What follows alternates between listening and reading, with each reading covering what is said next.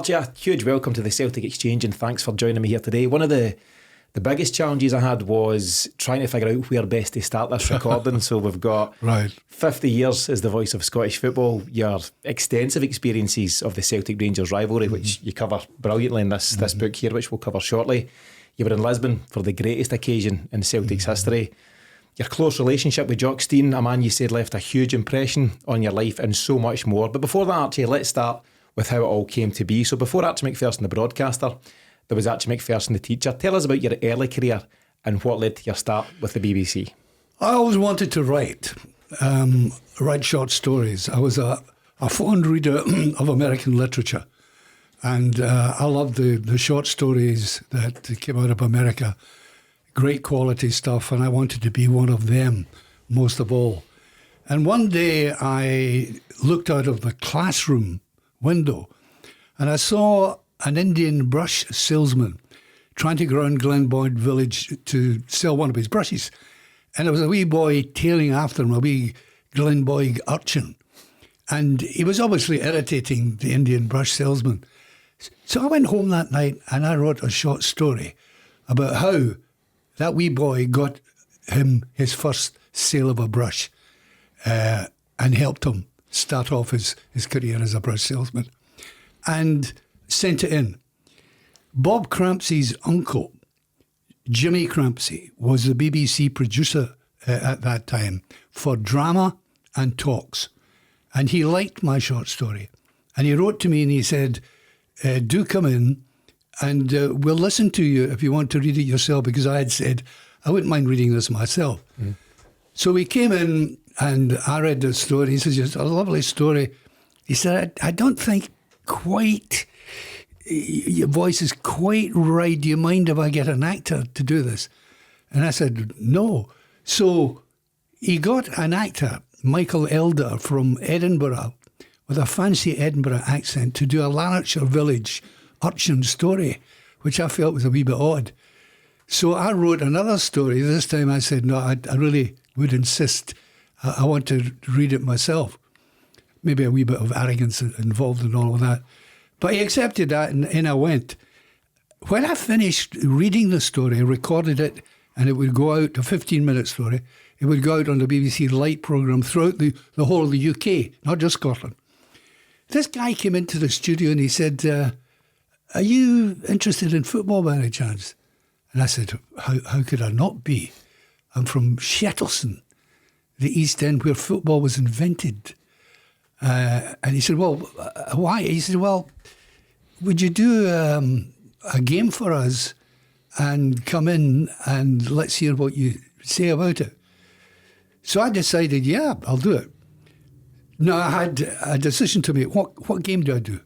Do I do a nice Shettleston Juniors versus Atherley game, or do I go for the big time, the Old Firm? And I said, yeah, the Old Firm, because you can put your teeth into the Old Firm game and give it laldy and so on. So I went to the game, came back, gave my report, waited in the studio, and this guy came and knocked on and said, we'll let you know.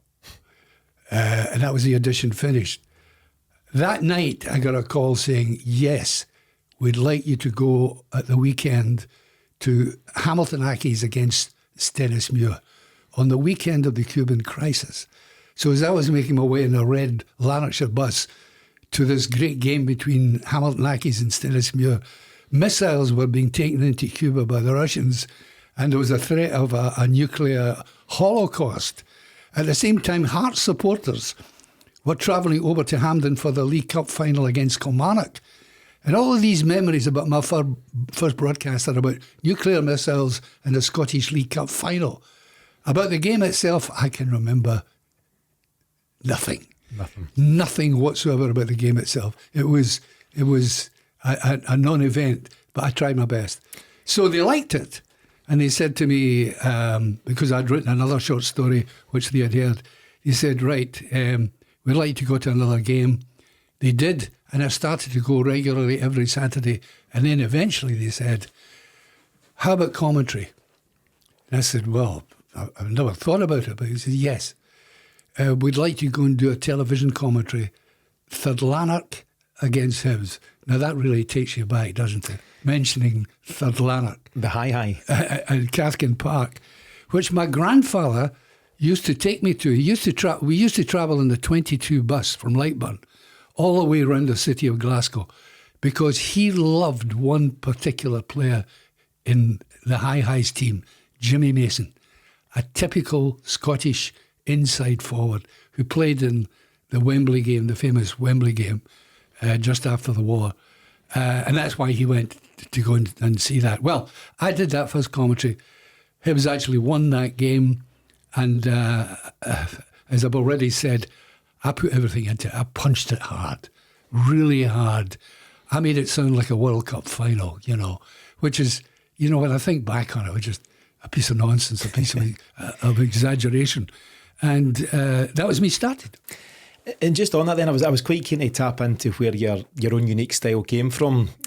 So obviously you've made your way into the BBC. Dates wise, you talk about the Cuban Missile Crisis, so potential disaster on the other side of the world, but you're dealing with Hamilton Accies versus Stenhousemuir. It's around about late October 1962. That's right. And at that point, the very first televised game in Scotland only happened in 1952, I believe. Right. December 1952. So it's very much in its infancy. You then, discover TV as a potential career. How did you form your own unique style, Archie? Were you trained, advised? Was it just something that came naturally? How did it come to be? It only came naturally. I mean, there was nothing about training. What I did do and what I was advised about to start off with was not to talk too much. And of course, that's the big weakness of any television commentator, when they can overdo it, when people are actually can see if they're watching television and so on. That's the only thing. But what I did eventually do was I thought about players in advance. And I thought of a phrase that I might cling on to a player in any future game. And that was my kind of homework. Because remember, I was describing games where there was a goalkeeper, 2 fullbacks, a centre half, 2 wing halves, and 5 forwards. It was old-fashioned stuff. We hardly mentioned tactics. Mm. I mean, tactics. That was an exotic word for us back in those days. I'm sure that people talked about how they could beat the opposition, but there was no great terminology about tactics in existence. And I kind of liked that. And that's why spontaneity was so important. And in terms of tactics, we'll get to it more in terms of the Jock Stein stuff, which I'm very keen to cover with you, because he was one of the early adopters of the kind of tracksuit manager kind of style and doing more about passages of play and systems and formations. But we'll get to all of that. But in the meantime, in the absence of that, Archie, it does allow you space to really go for it in terms of what you're seeing in front of you at that very time. As I mentioned, you started in 1962, and then 5 years later you get, I don't know, is it the big break? I suppose it must be. You're invited to Lisbon for what we now know is the greatest occasion in the history of Celtic. Well, it was a curious thing, because the BBC said to me, I was the headmaster of a primary school in Lanarkshire, in Baillieston. And the BBC had sent a message to me, we'd like you to go to Lisbon. So I wrote a letter to John S. McEwen, the Director of Education for Lanarkshire, and said, I have been asked to go to this very important sporting event in Lisbon, where a Scottish team I gave it the treatment, Scottish team could bring back a trophy to Britain for the first time, etc., etc. Back came, dear sir, unfortunately we cannot agree to release you from this moment. Now, when I was doing commentaries at Parkhead, it was in the old jungle. Remember the old jungle? Yep. A great area, atmospheric, volcanic. And when I looked right across towards the Celtic's director box, I saw a man going in there for every Celtic home game. A man called Jimmy Hamilton. And Jimmy Hamilton was the Labour MP for my area. Now, I was also a supporter of Labour, and I helped him and actually spoke on platforms for him and so on. So I phoned him up. He came into the school one day. It was coincidental. He actually came into the school one day, and I put it to him. I said, I showed him the letter from the Director of Education. And he said, leave it with me. 2 days later, in came an acceptance from the Director of Education because Jimmy Hamilton had taken word back that my wife, who was a qualified teacher, would come in and take my place. So she got me to Lisbon. She's never let me forget that. She's cast it up to me through the years and wiggled things out of me because of that. And she's quite right to do so. I mean, what a handy substitute to have. Somebody to step into your shoes as you head to Lisbon. The role in Lisbon was to provide co-commentary, I believe, along with the infamous Kenneth Wolstenholme. He's most famous for his commentary in the 1966 England World Cup final. It's all over now. Exactly. Some people are on the pitch, they think it's all over. It is now. At that point, though, when you're heading towards Lisbon, did you fully realise the magnitude of the game at that time, and how excited you were to be part? I was overwhelmed. I was overwhelmed by the situation and slightly scared. And I knew I was only there as an emblematic Scot. You know, they had to have a Scots voice and not purely an English voice. And in fact, Kenneth Wolstenholme, the night before the game, we went to a restaurant and I suddenly realised he knew bugger all about Celtic. So I fed him all the background details and he was noting it down on the page and so on. And I realised then I wasn't going to be saying all that much during this game. I tried to put in as much as I possibly could. But there we were in this glorious day. I mean, it was a setup that a Hollywood producer couldn't have bettered. The sun, the heat, the colour, all of that mixed into a football final. And the possibility of a Scottish team bringing back a European trophy. And I have to say, it seems still remote. Even sitting there, even talking with Wolstenholme the night before, it was a kind of grudging acceptance of Celtic being in a final. But could they actually win it against this team that played Catenaccio football from beginning to end of any game and so on? So there was a feeling of not anxiety, and especially when they scored, etc., etc.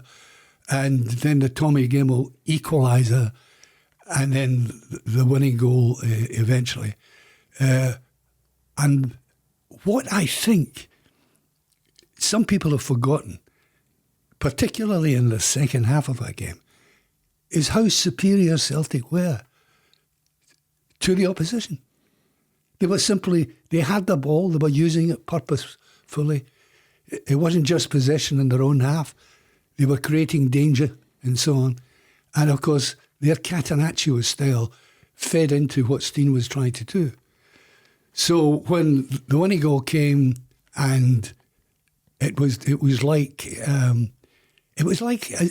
as if you were being reborn. You had to say to yourself, a Scottish team has won a trophy here. Honestly, it was hard to accept. Not to the devoted Celtic supporters down on the pitch, where there were now thousands and enjoying themselves. And this producer said in my ear, in my headphones, would you go down and get an interview with Jock Stein? No, there were thousands. Now, I tried to get to Jock Stein. He was being pulled apart by the supporters. They were all trying to get to him. And I reached out to get his shirt and I ripped it. I tried to get hold of him and actually ripped his shirt. I don't think he was too particularly happy about that, but of course. And here's the thing about him. He wasn't rejoicing. He wasn't turning cartwheels.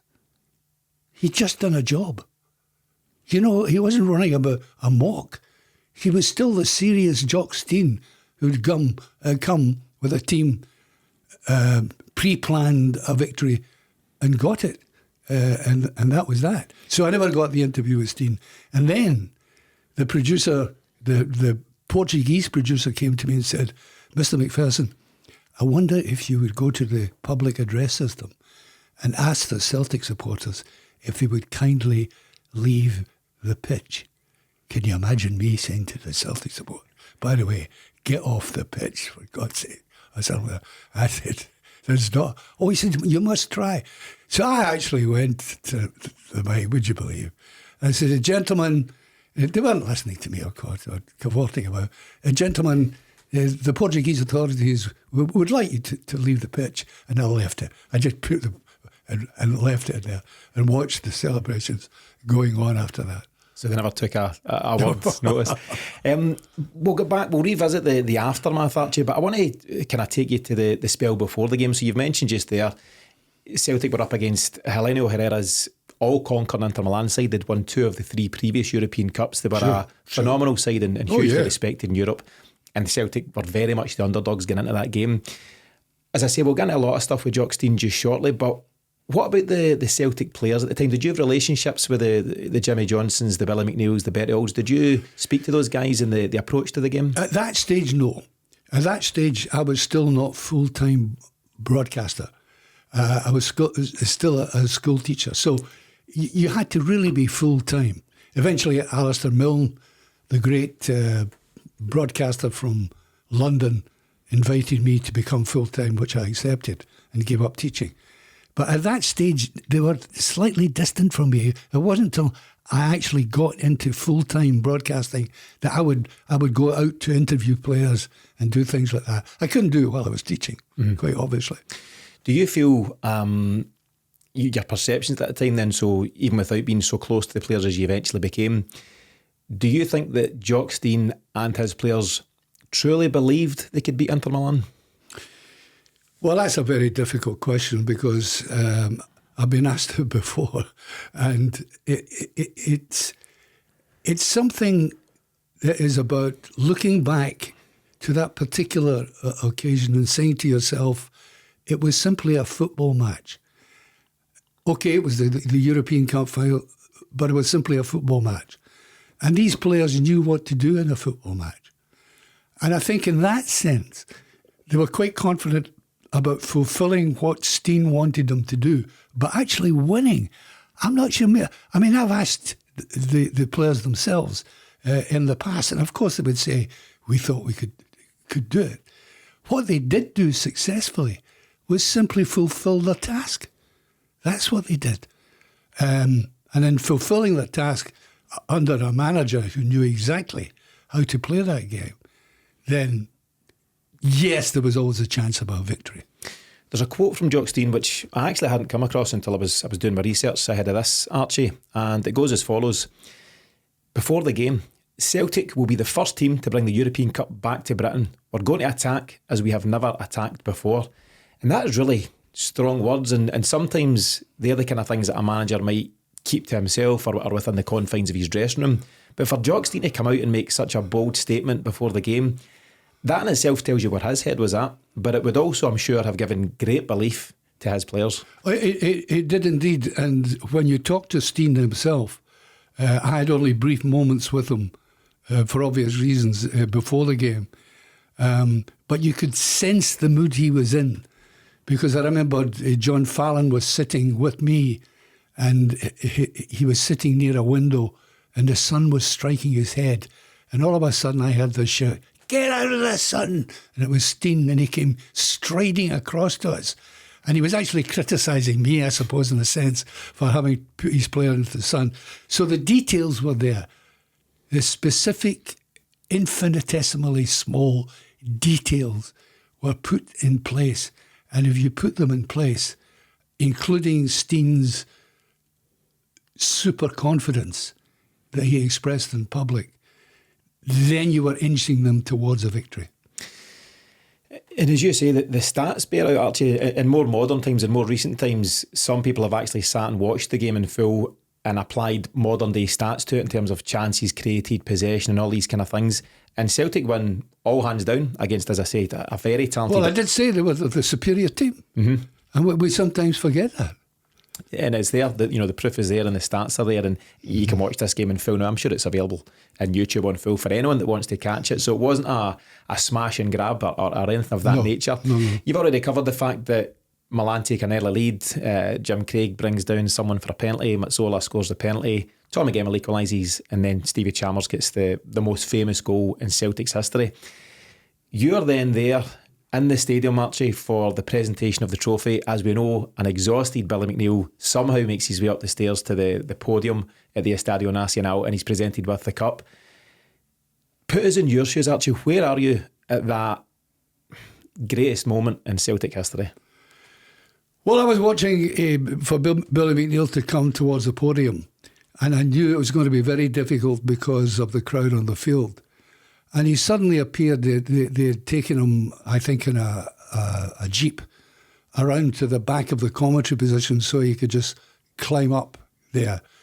We were, I have to be honest, we were bemused. How does a commentator sum up a Scottish team, okay, Celtic, winning this trophy against a renowned side whose stats you've already spoken about? We were kind of bemused how to take this in. I think we were shocked in the best sense of the word. Wolstenholme couldn't believe it. You know, I think, I don't want to be unfair to the late Kenneth Wolstenholme, but he did give me the impression that he didn't think Celtic would do this. He did give me that impression. And here we were with the trophy there. And I was very, very close to Billy, who was utterly exhausted when he stood up at the podium and raised the European Cup. It was quite astonishing. Being so very close to the winning captain and the cup itself. There's not a lot of people around, you know, at this time in 2024, Archie, that were A, lucky enough to be at the stadium, but B, lucky enough to be just so close. And everyone's perception of that moment, it comes from photographs and videos mostly as you look up towards Billy McNeill, you know, raising the trophy aloft. You're up on the podium though, you're within touching distance? Touching distance of that. Was very close to him, which I reminded people when I did his eulogy at Billy's sad funeral. And that's how close, somehow or other, we carried on from that moment. And we became good professional friends as well, because he became my co-commentator at World Cups as well. And I mean, I don't want to digress from Lisbon at the moment, but I have to say, one of the saddest moments in my life was going years later to a function in the Glasgow City Chambers, and Billy couldn't recognise me. Oh. He couldn't even know who he was talking to because of the condition. And this is something we may touch upon in some of the achievements with his heading in the past. Mm-hmm. I mean, just to stay on Billy McNeill, he's described frequently, and it's almost universally agreed that he was the greatest ever Celt. You know, certainly as a player, Jock Stein, greatest ever manager, Billy McNeill, greatest ever player. Just how pivotal was he to that all-conquering Celtic side of Billy? Yeah. Oh, he personified the glamour and the elegance and the conviction, all embodied in the one physique of Billy McNeill. Powerful in the air, confident, bursting forward, that chest thrust out in front of him. They had to have something which matched Stein's authority off the park. And they found that, very fortunately, on the park with Billy McNeill. They were that combination, if you like. They didn't even need to speak about it. It just occurred. It was spontaneous. It's a very talented, it goes without saying, it's a very talented Celtic side of that era. You've got Jimmy Johnsons, Bobby Murdochs, Bertie Olds, and various other talents, all extremely talented in their own right. But do that Celtic side achieve the success that they did without a Billy McNeill? No, I don't think they would. There are very good centre halves. Why do I say that? I say it because when I look back on Billy playing, there was always that degree of style about his play and his conviction. I remember my first Old Firm Cup final, Scottish Cup final against Rangers. Would that be 68? You'll know the... Anyway, 63. Celtic won 4-0. And Billy scored the goal inside 4 minutes, I think it was, the header, which got Alex Ferguson, Sir Alex, kicked out of Ibrox because he should have been covering him. And from that moment on, the feeling was if he ever stepped into a penalty area, he would score with his head, and he mostly did. And he did famously and significantly on European occasions. Did you spend any time with Billy and or the players in the aftermath of the success in Lisbon? Was it whether that night or the days that followed? No, I didn't. As I pointed out to you, I really never got into the Celtic camp until I left teaching. And that was about, well, I have to thank Stevie Chalmers, of course, because he got me the job at the BBC. He scored that winning goal. And of course, on the back of winning that goal, people wanted me to do more things in broadcasting. I don't think Stevie's ever considered helping me get a job with the BBC as one of his greatest triumphs. But for me, it was very, very useful because Celtic, if they had lost, I keep thinking, if Celtic had lost, my career would have changed. I don't think the BBC would have turned to me. They turned to me because of victory, because they saw the celebration and what football meant, obviously to a particular club, but obviously to other clubs as well, if they got success and so on. And because of the work I had done, the BBC came along to me and said, would you give up teaching and come in full time? It was then that I would go out to Parkhead and talk to players, try to talk to Steen and so on. Now, I have to say, in the earlier days, Jock was not all that keen in our output. He felt they weren't giving his team credit. And he particularly disliked Peter Thompson, who was the head of our sports department. And I remember once in Pitaudry, for an evening game, I was sitting in the foyer about to go across to the commentary position, and in came Jock Steen. And as he swept past me, he said, Archie, do not send that other commentator back to Parkhead. He's not getting in. Alistair Alexander. Yeah. So I thought, this can't go on and on and on like this. So I went out to Parkhead the following day and I asked to see him, and he was surprised. And he came into the Celtic boardroom and he had that black tracksuit on, was covered in mud and everything else. And he said, what are you here for? And I said, well, look, there's an antagonism going on here between us, between the BBC up there at the moment and so on. And I said, well, and he gave me his reasons, etc., etc. Now, I was a humble commentator. I had no authority within the BBC. But I said to Jock that day, Jock, we have a game on Wednesday night. Scotland are playing in a game. Would you come into the studio and analyse it with me? Now, I had no authority to ask Jock Steen to do anything, but I did it. And I went back and I told Peter Thompson that, who couldn't believe it. He was rather shocked by it. And Jock came in, did his stuff with me, the beginning of many, many times we worked together around the world. And we'll get to so much more of that because it's a great insight into the time that you spent over the years, you know, in the company of Jock Steen. Mm-hmm. In terms of that achievement, though, taking it back to Lisbon, Archie, in terms of that achievement, how big an achievement was it for Celtic to be crowned champions of Europe? Keeping in mind guys like Kenneth Wilsonholm probably couldn't quite believe it. And maybe even yourself, you know, you were... It was difficult. Let's face it, you had to come from a position of, we're a very small nation, hardly able to keep ourselves going in football, but here we have the first European triumph. You know, it was difficult to come to terms with that.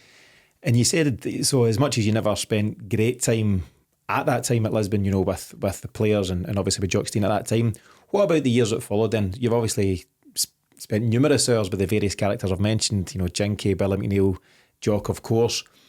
What were, sadly, many of these figures are no longer with us, but what were their reflections in the years that followed Lisbon? How did they put that across when speaking to you? Well, first of all, the power and the status of Celtic itself. They talked about that, the special relationship with the supporters, how important that was, as it is to any club, but Celtic was special. That clear affinity that they had, knowing that this support would turn up anywhere for them at any time. And they were also, they talked about Jock with, how could I put it, with respect, but they knew he could be hard on them. They realised they could be very hard. For instance, Billy McNeil tells me they were in the dressing room and the player says, no, this bonus isn't enough, Billy. He said, all right, I'll go in and talk to him. So he knocked the door, went in, and there was Jock sitting there in his room. He said, boss, this bonus. And Steen said, bugger off. As soon as that. Billy went to the toilet for 20 minutes, sat there in the toilet for 20 minutes, and came back in. He said, well, I had a good wrangle with the boss, but I don't think we're going to get anywhere with him. That was a relationship with Steen. It could be hard, but they could turn it on its side and make it kind of semi-humorous. And Billy McNeil aside, obviously we've spoken about Billy being the real leader amongst that Celtic side. But who was maybe the one or two key players that made that side at that time tick? Oh, I mean, players coming from the back like Tommy Gemmell, who could score goals from anywhere. Jinky. Jinky, who was... who you talk about getting to know people. He lived beside me in Bothwell, very close to me in Bothwell, and I got to know him particularly well, particularly in some of the pubs we went to, because he was quite fond of a wee drap from time to time. So I got to know him particularly well, and even at the end when he was stricken with that terrible disease. Stevie Chalmers spoke. Stevie never kind of indulged in analysis of Steen or how Celtic played. He just went out and played the game. And Bobby Murdoch, of course, the strength of him. All these players come to mind as soon as you talk not just about Billy, but the players beside him as well. Could Jimmy Johnson have played for any side in club football at that time, any top side in Europe?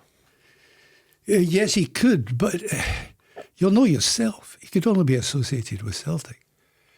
I mean, I remember I was a teacher, as you know, in Lanarkshire, and I heard about a teacher called Mr. Crines, and he was the headmaster of a school that Jimmy Johnson went to as a primary school boy.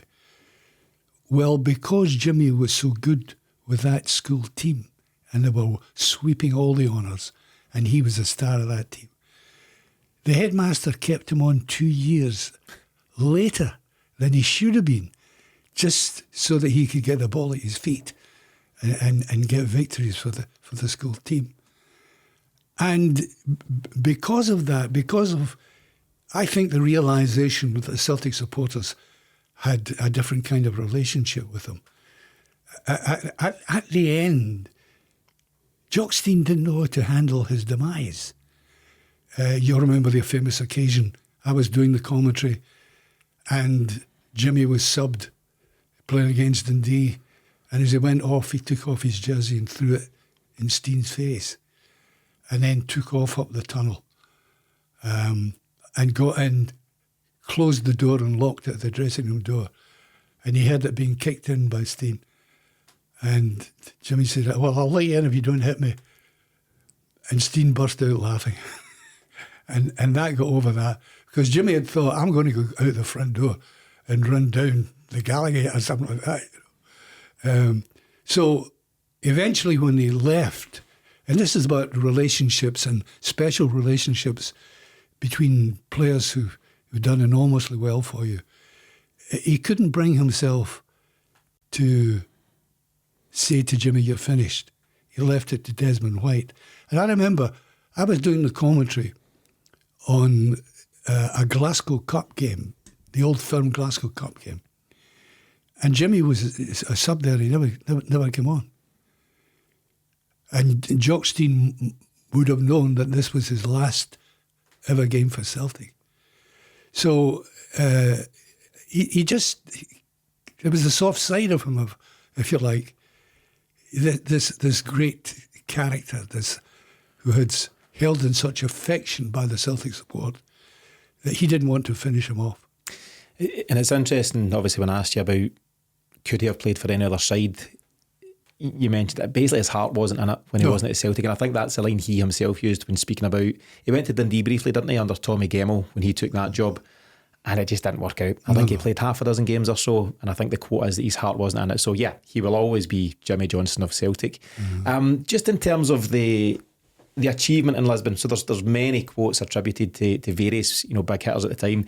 Possibly most famous is the Bill Shankly quote, "John, you're immortal now." Yeah. And speaking of Jock Stein, but how strongly did the result resonate across certainly the UK and across Europe as a whole that Celtic had achieved the ultimate goal? Well, they were surprised.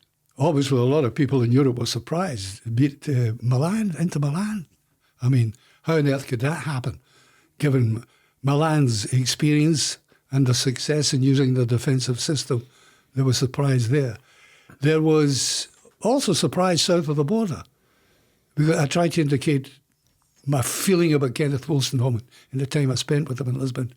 He wasn't really thinking of Celtic winning that game. And it would be the same south of the border, but they had to accept that.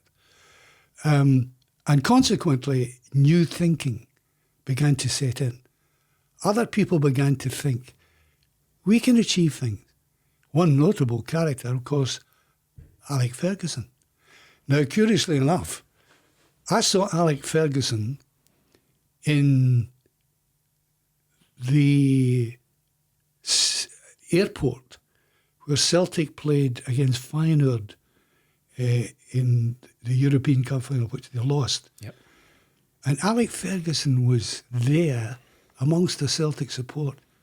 And I thought, Ali, what are you doing here amongst that? He was beginning to think, I've got to step out of the parochial thinking of Scottish football. And Stein has done that for me. So I've always concluded that Stein set the path for the likes of Sir Alex. And when I went north to see Alec Ferguson, and we sat in the boot room and talked intimately about football, you could tell any time he talked about Celtic, it was as if somehow or other it was educational for him, that he was beginning to think Scottish teams could do these things. And of course, eventually, Aberdeen did. Yeah, and I think there's no doubt Celtic doing what they done in 1967 paved the way, for everything that followed. There was notable European success in Scotland, and I think for Alex Ferguson and so many others, I think it let them see that this could be done. There was another thing though. Jock Stein really did strongly play up with his players and sometimes with his support the fact that the Scottish public didn't really appreciate Celtic as much as they should. There's a bit of bigotry involved, let's face it. They didn't appreciate that as much. And that was a useful weapon to use to get these players inspirational moments and so on. Now, Fergie was the same, because he said anybody south of Brechin wants Aberdeen to lose every game. And he kept pumping that into his players. Everybody in the south there, you go beyond Stirling and they all want you to lose. He was pumping that into his players as well, as Stein did in this feeling of the Scottish public not appreciating his side as they should. So that again is indicating the kind of pathways that Steen's success opened up to the likes of an Alex Ferguson. And you know, Lisbon's almost 60 years ago, Archie, and that type of siege mentality. You're making me feel really. And it's but that siege mentality that, you know, Steen adopted at times, Alex Ferguson absolutely. It's an approach that managers have used since then. Brendan Rodgers this season in 2024 for Celtic adopted the siege mentality when things weren't quite going his way. Yeah. And it's a tactic which has stood the test of time. And as I say, Jock Stein absolutely paved the way for Alex Ferguson and so many others. Mm-hmm. And we're going to get into that in a lot more detail just in the next section. But finally, Archie, a question to finish this part. Celtic lifting the European Cup changed the course of history for Celtic. You know, it changed the lives of so many involved, whether it be Jock Stein, Jimmy Johnson, and certainly what life looked like as a Celtic supporter. Did it change life for you? It did, because it changed life for everybody in Scotland. I mean, Steen didn't just win the European Cup. He changed the order of how you approached football and football clubs. A simple example would be, if you didn't turn up in time for his press conferences, you didn't get in. It was as simple as that. He changed Rangers because they suddenly realised they were way behind in trying to develop something for the future. And it changed the aspects of training for games, because Steen started to talk in public about tactics, about looking at the opposition, which hardly anybody would ever do. And you know, I was at the final game that Jimmy McGrory was manager at for Celtic. It was in March '65. And the reason it was significant for me was there was another man going out of the game too, Willie Waddle, who was manager of Kilmarnock. And I did an interview with the two of them at Celtic Park. In the old days at Celtic Park, our camera position was opposite the jungle. It was on the opposite side, just underneath the main stand. And these were two of the greats of the old firm leaving. And you could almost sense the pair of them together there, realising that they were going to miss this game. Waddle was going into journalism, Jimmy was giving up. And the thing about Jimmy McGrory was, of course, Celtic had their famous overwhelming win under him against Rangers. But at that time, Rangers were dominating. And when I looked at Jimmy McGrory, I felt he's too genial. He's too nice a guy. He's not certainly not the tough cookie that Jock Stein was and brought into to spur Celtic on. But when you consider this man scored over 500 goals in over 500 games, and that day, curiously enough, the last goal was scored in typical Jimmy McGrory style, a header, this time by John Hughes, and Celtic won 3-2. And Jimmy McGrory watched that goal, looking as if it was McGrory himself heading it strongly into the net. There's a book about Jimmy McGrory which I absolutely love. I think it's by a fella called, is it John Kearney? Would you know of him, Archie? Not sure. Wrote a book, and Heroes Are Forever, all about Jimmy McGrory, and he is still to this day an absolute Celtic hero. And when I think of Jimmy McGrory, I think of him in that horizontal position, diving header, scoring one of his many, many goals for Celtic. Yeah. Phenomenal player. Obviously, maybe too nice to be a manager. That's the generally accepted. To me, he was, yes. To me, his geniality didn't seem to be in accord with a manager who was leading a club that at that stage were trying to edge in front of Rangers and finding it difficult. Yeah. Just to wrap up things on Lisbon, Archie, before we move on to the next section. You've touched on it briefly in terms of in the moments after the whistle. Jock's quite calm about the whole thing, if that's the right term, basically feeling like he'd achieved what he set out to achieve. He's not a conquering hero. He doesn't want to exhibit a kind of boyish enthusiasm at having won a cup. He was the serious Jock Stein, and still was. Even after I went to the it wasn't exactly a banquet, but there was a set to dinner, and I went to it, and I was talking to the players, and they came up and says, "No, leave the players alone. Leave the players alone. Let them settle down. Let them get that." In other words, he was still there doing his managerial job. As I said, you obviously got very close to Jock in the years that followed. So I suppose I would just ask for your reflections on how Jock himself viewed that very special time in his life in the years that followed. You know, he talked very little about it to me. He talked about the present and he talked about the future. All that he talked, I mean, yes, of course, he would occasionally refer back, but it wasn't a dominating theme of our relationship. He was always talking about the future, looking ahead all the time. It was well behind him. Obviously, in his private moments, he would settle down and think about what it was like that special day. No, he was a forward-going man. And it's interesting in itself just to get that insight into Archie. Archie, thanks for sharing those memories of, I suppose, what is the most special time in Celtic history, and obviously a very special time for you. So thanks for doing so. Thank you very much.